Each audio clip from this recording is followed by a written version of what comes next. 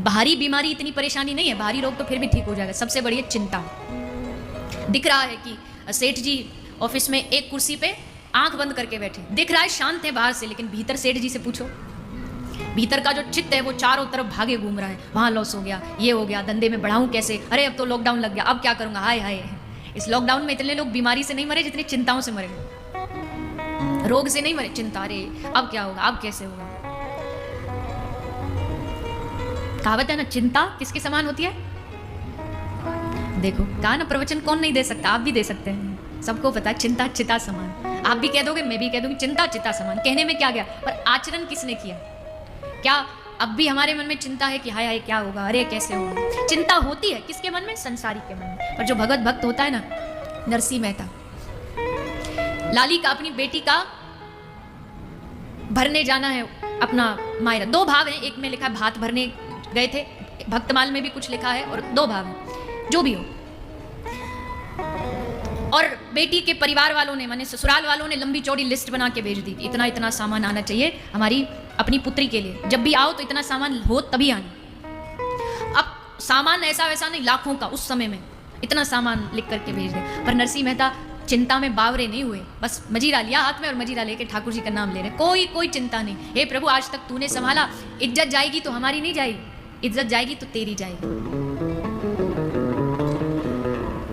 लगा दो पार नैया को, नहीं तो डूब जाएगी। लगा दो पार नैया को, नहीं तो डूब जाएगी। और हमारा कुछ ना बिगड़ेगा, तुम्हारी लाज जाएगी।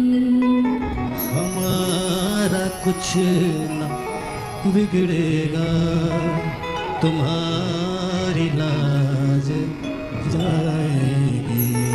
हरि शरणम हरि शरणम हरि शरणम हरि शरणम हरि शरणम हरि शरणम हरि शरणम हरि शरणम। हरि शरण, हे हरि मैं तेरी शरण में हूँ, मैं तेरी शरण में हूँ। अब जो शरणागत होता है तो वो सोच लेता है कि इज्जत हमारी नहीं तुम्हारी जाएगी, लोग तुम पर प्रश्न उठाएंगे, हम पर नहीं उठाएंगे। ऐसा सोच बस झांझ मजीरा ले नरसी तो दिन रात हरि नाम हरि भजन में ही लगे रहते।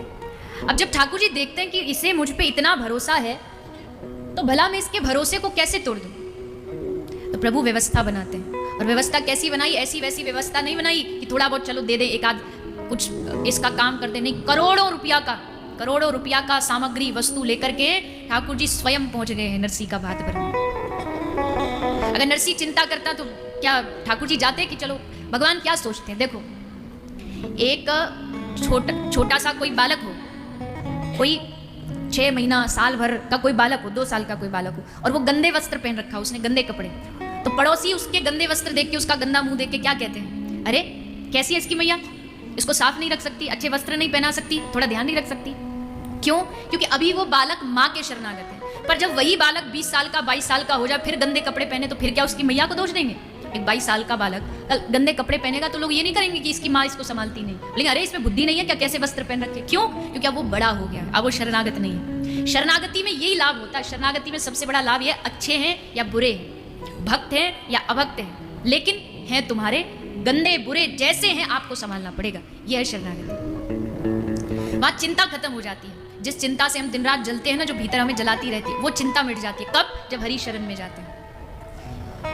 इसलिए चिंता करे सो मिले बीमारी, मानसिक रोग बढ़ जाएंगे, शरीर के रोग बढ़ जाएंगे, बीपी भी बढ़ता है तो डॉक्टर कहते हैं चिंता कम किया करो, शुगर बढ़ती है तो कहते हैं चिंता कम किया करो। चिंता करे सो मिले बीमारी, पर चिंतन करे सो मिले बिहारी।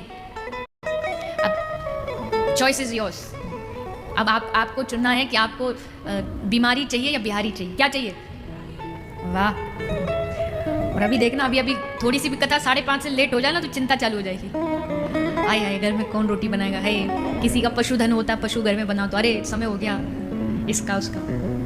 पर चलिए कोई नहीं, इतना समय भी अगर आप भाव से चित्त से सत्संग को दे देंगे तो सत्संग से लाभ ही लाभ होगा। धीरे धीरे का ना परिवर्तन धीरे धीरे होता है। अभी चिंता हो रही है, धीरे धीरे समय आएगा ठाकुर जी उस चिंता का भी हरण कर देंगे और फिर एकदम एकदम आनंद में जीवन। आनंद में जीवन किसका? जिसको कोई चिंता नहीं, उसका जीवन आनंद में है। जिसको पास करोड़ों है उसका जीवन आनंद में नहीं है, इस गलत फहमी में मत रहना। आनंद में वो है जिसको किसी प्रकार की चिंता नहीं होगा। ऐसा नहीं कि नहीं हो सकता। हम कह देते हैं अरे हम तो गृहस्थी है महाराज, हम चिंता नहीं करेंगे तो क्या होगा। अरे गृहस्थियों की कथा सुनो ना, भागवत इसीलिए तो है।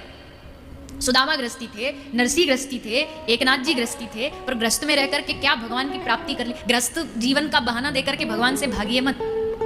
ब्रज में संत कहते हैं कि गृहस्थ से बड़ा और तो कोई भक्त हो नहीं सकता। क्यों? क्योंकि जो साधु है बाबा जी, उसने तो सब कुछ त्याग दिया है, तो उसको मोह है ही नहीं, ना बीवी है ना बच्चे, कोई नहीं। पर परिवार होते हुए भी जो भगवान से जुड़ जाता है उससे बड़ा और कोई संत नहीं हो सकता है। क्योंकि इतनी जिम्मेदारी थी, कदम कदम पर माया पकड़ने के लिए खड़ी थी, फिर भी उससे छूट के आगे निकल गए। इससे बड़ा आश्चर्य और क्या होगा। तो गृहस्थ जीवन की कोई बहाना नहीं लगाना चाहिए कि हम तो। अचंभा तो तब होता है, कई बार ऐसे लोग होते 3 घंटे कथा होगी, सुन ली, उसके बाद घर गए, उनके घर थोड़ा कुछ प्रसादी वगैरह, फिर वहां कहते हैं कुछ सत्संग सुनाइए ना।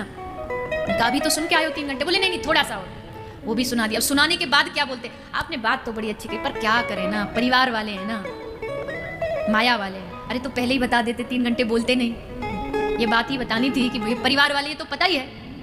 और आप तो सत्संग इसलिए सुन रहे हैं ना कि सुने और फिर सुन करके उसमें से कुछ चुने और चुन करके फिर धीरे धीरे धीरे धीरे जीवन को सही दिशा की ओर लेकर के जाए। तो भगवान से निवेदन यही करिए कि प्रभु चाहे हम घर में रहें, परिवार में रहें, बाल बच्चों के साथ रहें, पर रिश्ता हमेशा जो एक कनेक्शन है वो आपसे जुड़ा रहे। इसका सबसे बड़ा उदाहरण कौन है?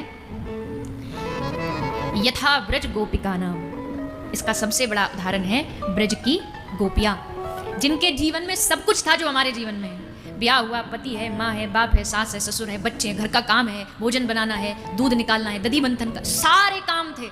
सारे काम गोपी करती भी है, पर केवल शरीर से, केवल तन से। मन कहाँ है? मन एकमात्र अपने प्रियतम श्री ठाकुर जी के चरणों में लगा रहता है, वहां से ध्यान नहीं हटता। केंद्र वही है, केंद्र वही है। शरीर सब काम कर रहा है, जो परिवार कह रहा है वही शरीर कर रहा है, पर मन जो है, मन वो भगवान के चरणों में लगा है। अब लाल जी क्या कर रहे होंगे? अब हमारे ठाकुर जी गैया चराने जा रहे होंगे, अब आ रहे होंगे, अब अगर दोपहर का समय हो गया तो भोजन, ये सब चिंतन चलता रहता है।